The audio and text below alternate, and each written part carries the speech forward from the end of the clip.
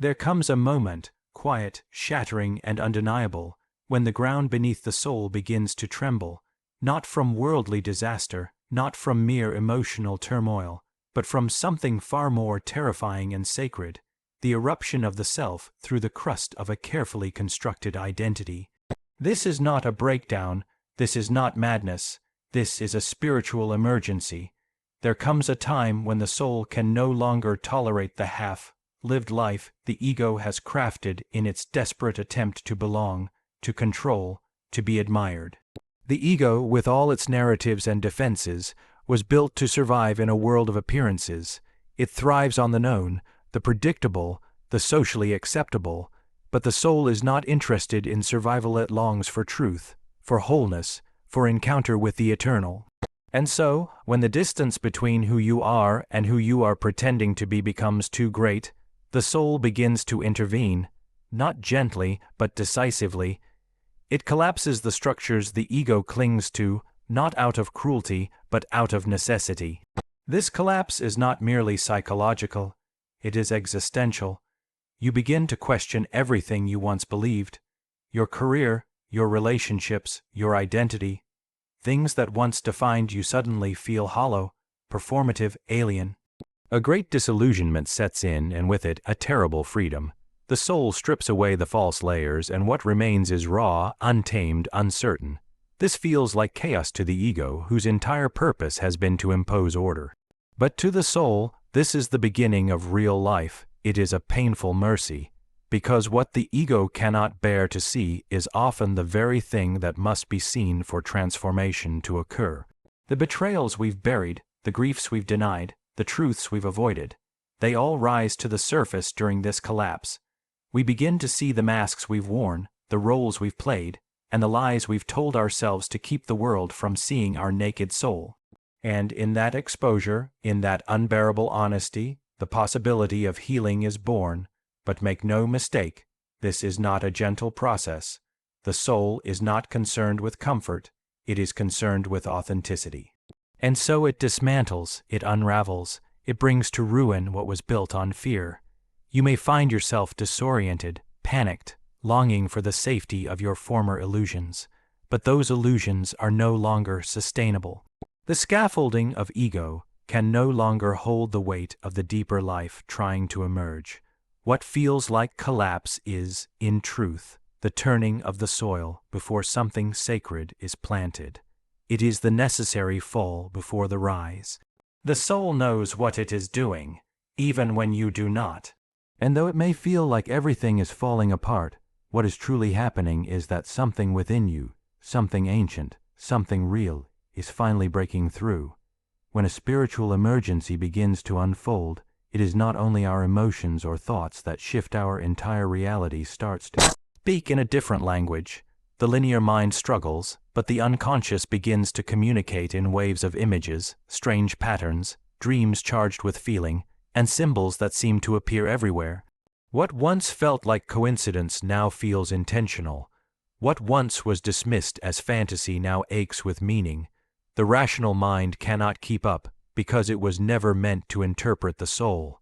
The soul speaks in symbols, in archetypes, in forms that transcend logic. It is not trying to make sense, it is trying to make contact. In this time, dreams become sacred texts. Nightmares may intensify, not because something is wrong, but because something is trying to awaken. These images are not threats, they are messages.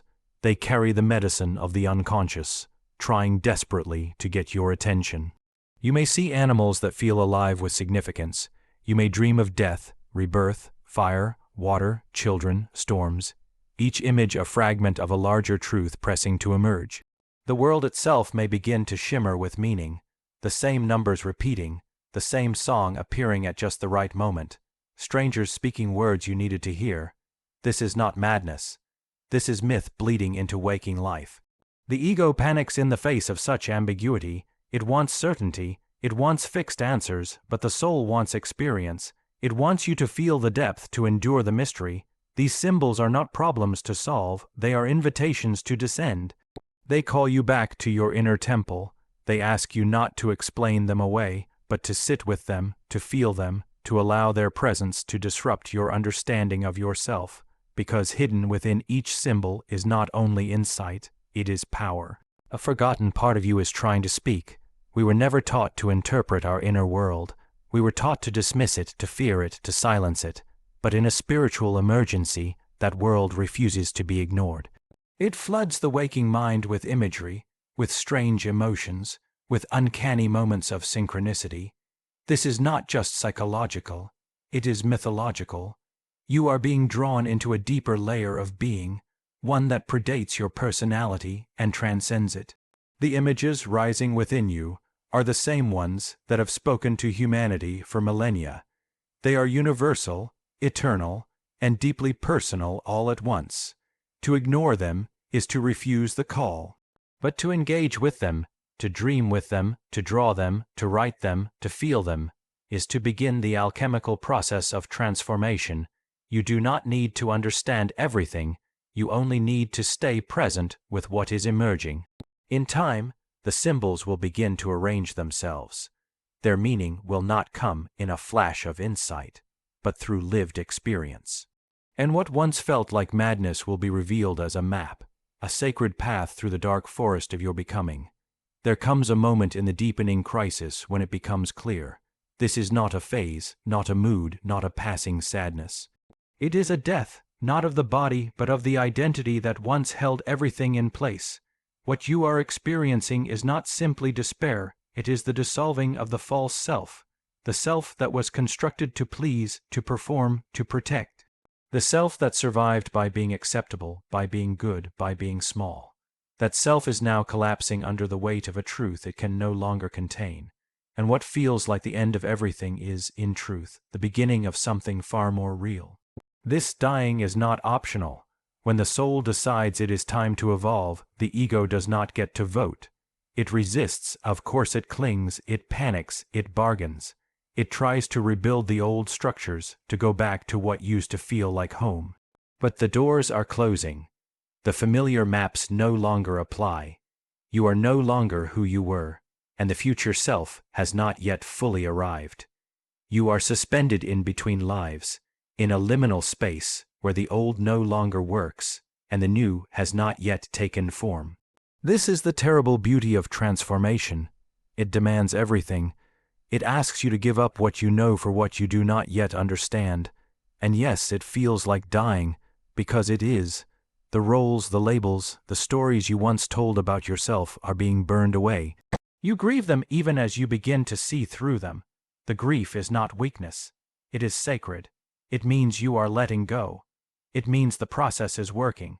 But this death is not destruction for the sake of cruelty. It is the necessary clearing before the soul can emerge more fully. The chrysalis dissolves the caterpillar into liquid before it reforms into a butterfly. In that in-between, everything familiar is gone, and yet something greater is being assembled in the unseen. No one tells you how painful it will be to grow. We romanticize awakening, but the truth is, awakening begins with a kind of funeral.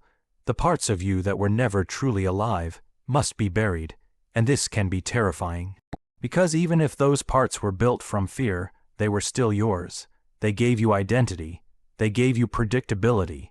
Letting them go can feel like disappearing, but what is actually vanishing is the mask, not the soul behind it. You may not know who you are becoming. That is part of the mystery. Transformation does not come with blueprints. It comes with fire, and to pass through the fire is to surrender the illusion of control. It is to trust that what is dying is not the end of you, but the beginning of you. Rebirth is not a return. It is a rupture. It creates a self that could never have been born through willpower alone. It requires initiation. And that initiation begins with surrender, so if you feel yourself unraveling, do not fight it. If everything once solid is now crumbling, let it. This is not the collapse of your life, it is the expansion of your soul. The dying you feel is sacred, the pain you feel is labor. Something within you is struggling to be born, and it is not a better version of your ego. It is a deeper expression of your essence, one that can stand in truth. One that no longer fears death because it has already died and lived again. In the heart of a spiritual emergency, when the scaffolding of your life begins to fall away, one of the first and most brutal initiations is the encounter with isolation. People no longer understand you. Conversations that once felt effortless now feel hollow. You speak, but no one seems to hear. You try to explain, but language fails. Even those who once felt close now seem distant, as if you are speaking from another world, one they cannot enter. And in truth, you are. You have crossed a threshold, and very few are willing, or able, to follow you there. This loneliness is not incidental. It is not a mistake. It is part of the sacred design. Because the journey inward requires silence, space, and separation from the noise that once defined you, you are being removed from the outer world so that the inner world can come into focus, and yet, in the beginning, it feels like exile. The soul cries out for companionship, for understanding, for witness, and there is none. You are alone, stripped of your distractions, surrounded by silence, but that silence is not empty.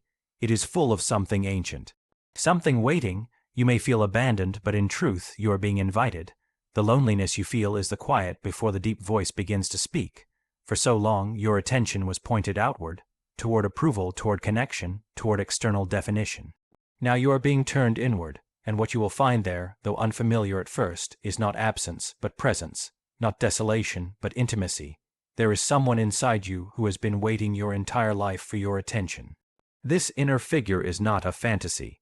It is the deeper self, the one who remembers why you came here, the one who is not seduced by the world's illusions, the one who knows the language of dreams, of symbols, of silence. In the quiet of your isolation, this presence begins to make itself known, first as a feeling, then as a whisper, and eventually as a companionship more real than any external relationship. You begin to realize that you were never truly alone, only distracted from the presence that has always been with you. The world teaches us to fear solitude. It equates it with failure, with being unwanted, with being lost. But the soul knows that solitude is sacred ground. It is the womb of transformation. All true initiation happens alone, not because you are unloved, but because no one else can do the work for you. No one else can enter the cave of your being. No one else can face your shadows or speak to your own depths. This is your descent and your becoming. In time, the isolation begins to soften, not because others suddenly understand you, but because you begin to understand yourself. You begin to enjoy your own company. You begin to trust the voice within. You no longer need constant validation. You no longer grasp for connection from a place of fear. And when you do return to the world, you do so rooted in something eternal. Your solitude has become your sanctuary. Your loneliness has become your listening. What begins as exile becomes pilgrimage. What begins as unbearable silence becomes sacred dialogue. You learn to dwell with your own soul, and in doing so, you are never truly alone again. Because now, wherever you go, you carry the one relationship that cannot be broken, the one with your own deep self, and that is the ground from which all true connection can finally arise. The moment you stop seeing the wound as a defect and begin to see it as a doorway, everything changes. We are taught to hide our wounds, to cover them up with achievements, with smiles, with distractions. The world rewards those who appear unbroken, those who seem invulnerable, but the soul does not follow the rules of the world. The soul is drawn to what is hidden, what is raw, what is aching to be seen. The wound, in the language of the deep psyche, is not a weakness to be eliminated. It is an invitation to descend. Pain is not meaningless. It is a signal, not only that something within you has been hurt, but also that something deeper is trying to come through. The wound is the place where the surface breaks open and the unconscious begins to speak. And when you silence that pain, deny it, or try to fix it too quickly, you also silence the sacred voice hidden within it. The wound is not asking to be judged. It is asking to be witnessed. It is the wound that humbles us. It brings the ego to its knees. It dissolves our illusions of control and perfection, and in doing so, it prepares the ground for transformation. It strips away the polished surface and exposes something far more real underneath. The part of you that is capable of compassion, of depth, of love that is not performative but embodied. You do not meet your true self in moments of victory. You meet it in the dark, in the hollow places, in the nights when you think you cannot go on, and yet somehow you do. Every spiritual tradition speaks of this mystery in some form, the idea that within suffering lies revelation, that the thing which wounds you is also the thing that wakes you up. But this awakening does not come by bypassing the pain.